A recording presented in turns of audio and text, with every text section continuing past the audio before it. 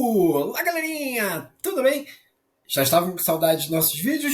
Estamos aqui para uma nova proposta para o canal, tá? Rapidamente. Bom, gente, eu montei um mini curso ERJ 2021. Estou dando esse mini curso para meus alunos de pré-vestibular social Padre Tiúba e através desse videozinho aqui, que é um vídeo mais rápido de apresentação, vou trazer a ideia do mini curso aqui para vocês. Vou deixar o arquivo, tá, do Drive, para que vocês possam estudar e acompanhar aqui. E vou publicando alguns vídeos, né, com algumas discussões que eu estou fazendo nesse mini curso. Vamos lá? É um mini curso buscando discutir a prova de literatura da UERJ 2021, cujo tema, cujo livro aí, o livro é O Triste Fim de Policarpo Quaresma, de Lima Barreto. Então, montei aí 5 aulas, tá? E na primeira aula, que foi no dia 17 de maio, discuti o que é o pré-modernismo, o que vem a ser isso, né? O que foi a geração de 70, que é a geração de Machado de Assis, porque é uma geração importante na literatura, né? Em contraste com o romantismo do século XIX também, tá? A geração de 1870. Literatura, realismo e crítica social. Falei um pouco da crise do Império e a ascensão da República, as ideias de modernismo, modernidade e modernização. Na aula do dia 22, a segunda aula, do dia 24, perdão. Na segunda aula, nós vamos discutir a ideia de modernidade, civilização e transformação da cidade do Rio de Janeiro. Por que a gente tem que discutir isso, né? Lembrando a vocês que quando Lima Barreto está escrevendo Trechinho de Policarpo Quaresma, em 1910, ele já passou por essa transformação. O Rio de Janeiro já foi uma cidade transformada, uma cidade que passou pela revolta da vacina, pelas reformas Pereira Passos, tá? Que é um dos temas que eu vou trazer aqui para vocês nesse vídeo de hoje, tá? Então, as transformações urbanas, Lima Barreto, a cidade, a literatura e as transformações, João do Rio e Lima Barreto, a construção literária do subúrbio, modernismo carioca e o modernismo nas ruas, tá? Na terceira aula, que vai ser no dia 31 de maio, nós vamos discutir o que é modernismo e institucionalização. O que ficou, né? Por que a gente se prende tanto à Semana de Arte Moderna em São Paulo, né? E por que a gente considera que o modernismo ele existe a partir desse evento, desse movimento, tá? E nós vamos fazer sempre a comparação entre Rio de Janeiro e São Paulo, os dois modernismos literários, né? O modernismo carioca, que é o modernismo que se dá mais pelas ruas. Na quarta aula, né, eu vou discutir aqui por que Lima Barreto, quem foi Lima Barreto, qual o seu legado, ele foi um moderno para moderno, falarei um pouquinho de Triste Fim de Policarpo Quaresma, a obra é o UERJ, por que a UERJ escolheu, né, essa obra. Na quinta aula eu vou discutir literatura, polifonia e intertextualidade, tá?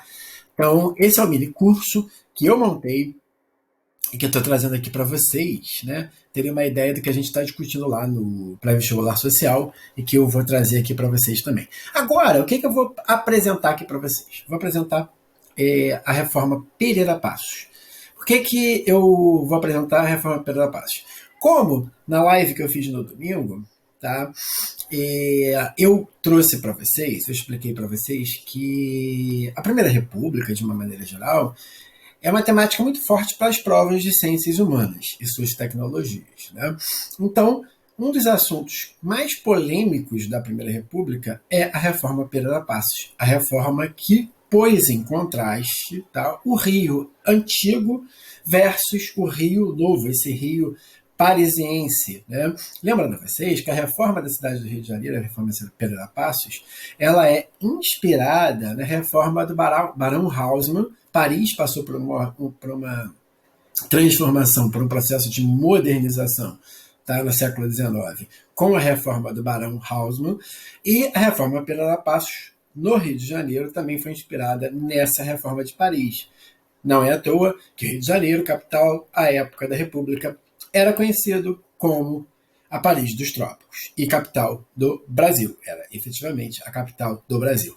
Essas reformas, essas mudanças, essa concepção republicana sobre o espaço público É uma grande discussão de dois livros que volta e meia são cobrados, né, pelo vestibular da UERJ, tá? Do mesmo autor, um historiador consagrado, historiador que trabalha no IFIX, na UFRJ no Rio de Janeiro, e que também pertence à Academia Brasileira de Letras, que é o José Murilo de Carvalho.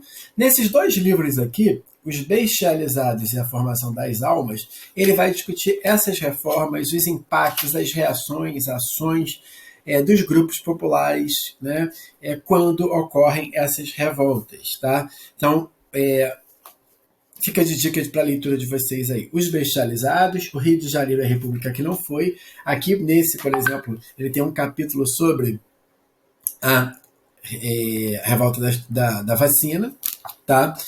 E aqui na Formação das Almas, ele vai mostrar como que a República se apropria do espaço público para transformar, para se apresentar enquanto o novo, enquanto o progresso, enquanto a ordem e deixar de lado o Brasil colonial. Bom, para ficar mais fácil de entender, né, até porque é uma aula sobre reformas espaciais, então a gente tem que ver, projetei, fiz aqui uns slides e vou trazer para vocês, tá? Então, reforma urbana do Rio de Janeiro, bota abaixo de Pereira Passos e a revolta da vacina, né? Então, quem foi Francisco Pereira Passos, prefeito do Rio de Janeiro, de 1902 a 1906? Pereira Passos, né? Ele tinha formação em engenharia e arquitetura. É muito comum, né, os historiadores associarem a essa época grandes engenheiros e grandes arquitetos, né? Assim como também grandes sanitaristas. Não é à toa que a Fiocruz, né, a Fundação Oswaldo Cruz, e o próprio Oswaldo Cruz também é dessa época. Então, é uma época que pensava nas mudanças geográficas da cidade para modernizar o Rio de Janeiro, para civilizar, bota entre aspas aí a cidade do Rio de Janeiro. Então, engenheiros e infectologistas, né, são aí grandes homens desse momento, tá? Era necessário, segundo esses republicanos que queriam modernizar o Rio de Janeiro, deixar para trás a cidade colonial do Rio de Janeiro. Porque essa cidade colonial, gente, ela lembrava a monarquia, lembrava Portugal, lembrava o imperador, o passado colonial do Brasil. Tá? E essa cidade colonial ela representava o passado, o atraso, o velho, o que era para ser superado pelo novo, pelo moderno. Tá? Então aí temos algumas imagens da cidade colonial do Rio de Janeiro, tá vendo uma cidade com prédios baixos, né? Já aqui nós temos os bondes, né, já elétrico, então um contraste, né, entre o passado e o presente, né? Essa cidade colonial, tá? Essa cidade colonial ela deve ser superada pela cidade republicana. Por isso que essa ideia de república, gente, né? A gente tem que lembrar que em 1889 é proclamada República no Brasil. E o povo assistiu a tudo, segundo José Murilo de Carvalho, bestializado. Não houve uma participação popular da passagem da monarquia para a República, e sim um golpe, né, militar que tirou o imperador do poder e fez uma sucessão para que nós deixássemos de ser uma monarquia e passássemos a ser uma república, tá? E essa passagem também é simbolizada por essa reforma nos espaços urbanos, né? Então, uma república está associada sempre a uma coisa moderna, uma coisa nova, uma coisa civilizada, tá? A capital federal era o Rio de Janeiro. O Rio de Janeiro é o centro político e financeiro do país, né? Quais os mitos fundadores? Em quem se inspirar? Qual o melhor modelo republicano? Então, eles se fizeram essas perguntas. Em quem nós deveríamos nos inspirar? Vou dar algumas dicas aqui para vocês, né? O Brasil, à época, era conhecido como Estados Unidos do Brasil, né? Ainda bem que essa sugestão não foi aceita, né? Mas uma das bandeiras sugeridas para a República Brasileira seria uma bandeira exatamente igual à dos Estados Unidos da América, só que nas cores verde e amarela. Tá?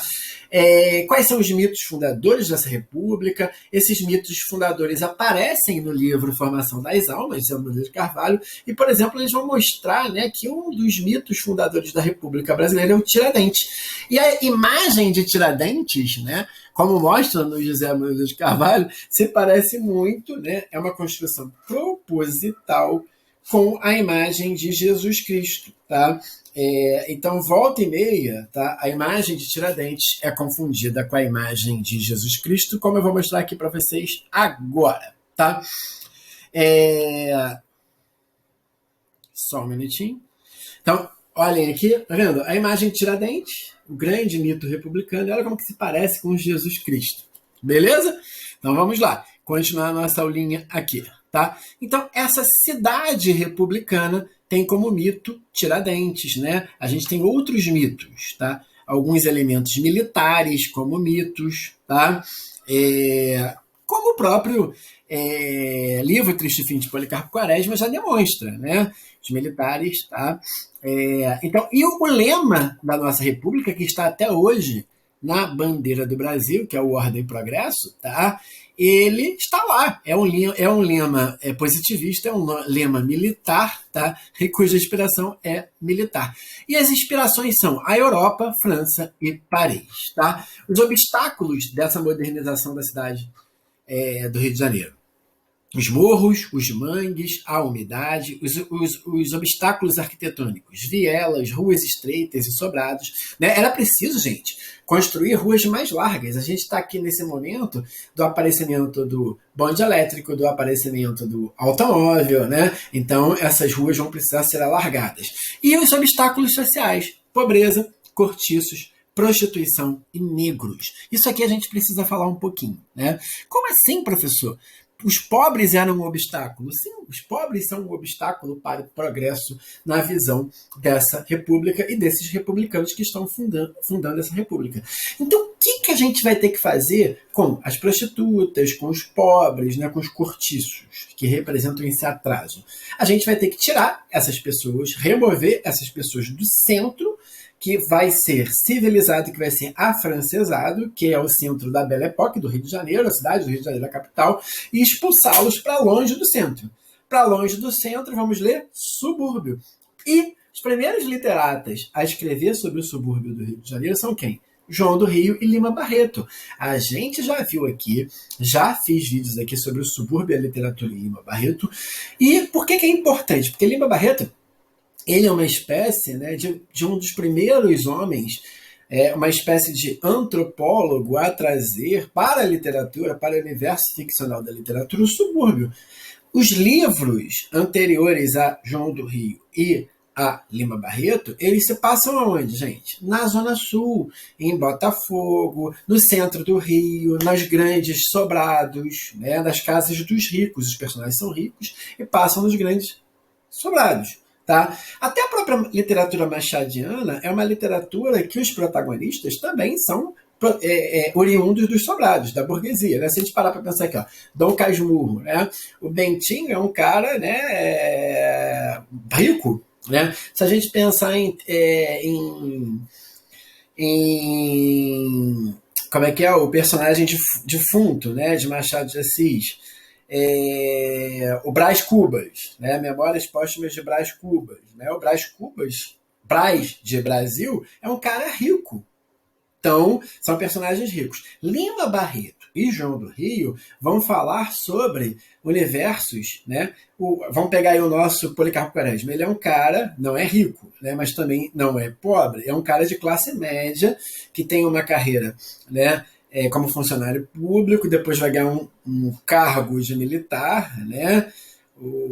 E mora no subúrbio, então é uma classe média baixa. Tá? Então, os primeiros literatas a voltar seus olhares para esse subúrbio, iluminar esse subúrbio, são eles. É mais ou menos o seguinte, eu quero que vocês, vou fazer uma comparação meio esdrúxula aqui, mas para que vocês entendam. Né? Até porque a importância da literatura à época era a mesma importância das novelas hoje em dia. Né? Então, a gente não tem novelas, a gente não tem escritores de novelas que a maior parte dos personagens dessas novelas são pessoas ricas, que têm núcleos pobres, mas são aqueles núcleos, né, mais cômicos e tal. Né? Então, aquelas novelas que parece que se vivem em outro país, né, em outro lugar. Né, e que o enfoque, os grandes protagonistas são pessoas ricas. Tá? E não tem outros, né, escritores de novela que enfocam, né, em personagens pobres. por exemplo, né, nós temos uma novela, né, que ficou muito famosa no Brasil, acho que foi a última grande novela em termos de fama no Brasil, que foi Avenida Brasil. Ali nós temos os núcleos pobres, né? A maior parte da novela, né, se passa na Avenida Brasil, que é uma região aqui, né, entre Rio e São Paulo, né, que efetivamente moram pessoas mais pobres, né? Mas grande parte das novelas se passa no Leblon, por exemplo, como as novelas de Manuel Carlos, né? Então você tem ali uma elite, né? Então, a literatura, antes de João do Rio e antes de Lima Barreto, enfocavam nos lugares ricos, Botafogo, né, a Zona Sul. Né? Copacabana está surgindo nesse momento, está sendo inventado nesse momento, né, como mostra a grande historiadora Julia Donnell. Né? E Botafogo, que é o grande bairro. Né? E o sonho, lembra? O sonho lá do Ricardo Coração dos Outros, que era um grande amigo do Policarpo Quaresma, né, o cara que tocava as modinhas, né, o grande sonho dele era tocar em Botafogo, porque ele mora no subúrbio, ele é pobre, mora no subúrbio, o sonho dele é tocar em Botafogo. Então, esse Rio de Janeiro está sendo reconstruído. Então, é preciso para que a capital, né, ela represente o Brasil, que ela represente esse Brasil afrancesado, esse Brasil civilizado. Lembrando o seguinte, a capital é onde chegam os estrangeiros, né, onde a gente recebe os diplomatas, as pessoas de outros lugares, as pessoas, os atores e atrizes que vão frequentar o teatro municipal, né? Então, o que é preciso fazer? É preciso esconder, maquiar, né, o centro do Rio e jogar os pobres para o mais longe possível. Então, por isso que a gente chama essa modernização de uma modernização autoritária.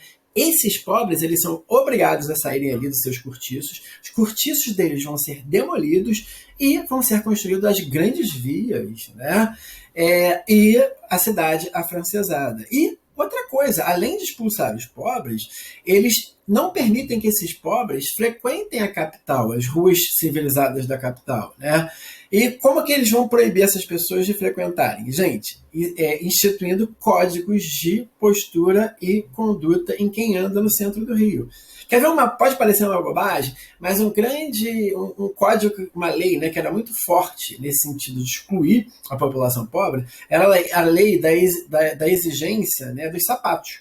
Então, imaginemos o seguinte, gente, só tinha sapato, né, sapato de couro, né, aqueles sapatos clássicos, né, e só podia também frequentar o Rio quem tivesse totalmente vestido. Mas só tinha sapato.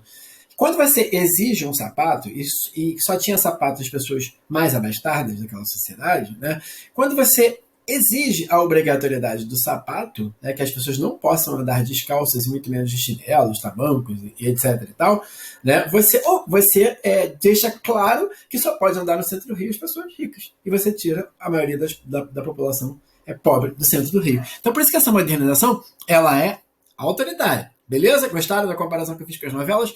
Só para a gente prosseguir aqui mais um pouquinho, tá? Então, os pobres, eles são obstáculos para esse progresso, tá? A gente está vendo aqui. Bom, para a evolução da cidade do centro do Rio de Janeiro, olha como que o Rio de Janeiro cresce, né? De uma cidadezinha colonial ali, só tinha realmente o centro do Rio de Janeiro, quem conhece o Rio de Janeiro, tá? E ele vai crescendo. O Morro do Castelo, né, que era um morro que era frequentado, né, que era ocupado, né, por pessoas pobres, ele é dinamitado, ele é demolido, tá? Olha como a cidade do Rio de Janeiro, já em 1908, como ela cresce, como ela se adentra, né? Os projetos de novas avenidas, é preciso construir avenidas, né? A gente já tem carros, então é preciso ampliar essas ruas, tá?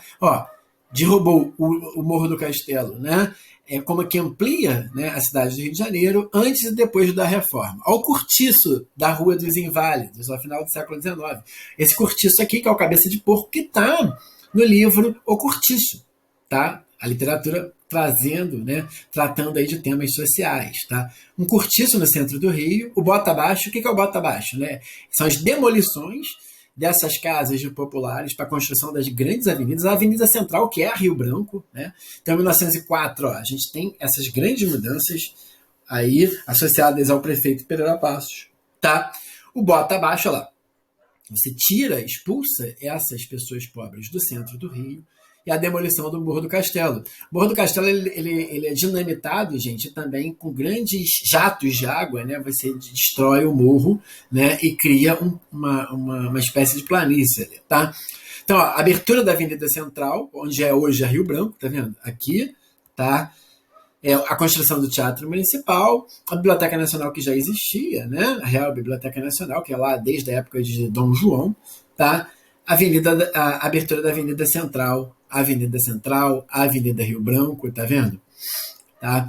É uma avenida super larga para os padrões da época, tá? Mais uma vez, a Avenida Rio Branco, em 1930, depois é, ela foi renomeada como Rio Branco, em homenagem, né, ao nosso grande nome da diplomacia brasileira, né, o Rio Branco, tá?